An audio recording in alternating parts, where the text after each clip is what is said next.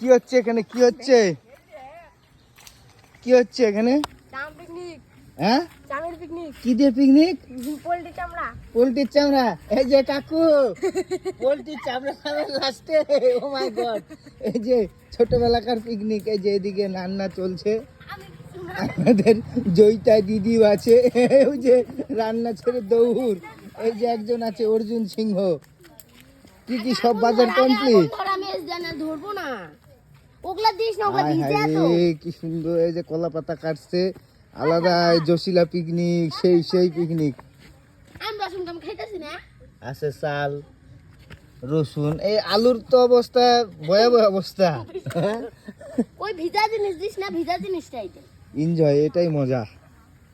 ছোটবেলাকার পিকনিক, সেই আমরাও কত খেতাম এইরকম করে, আলাদাই মজা।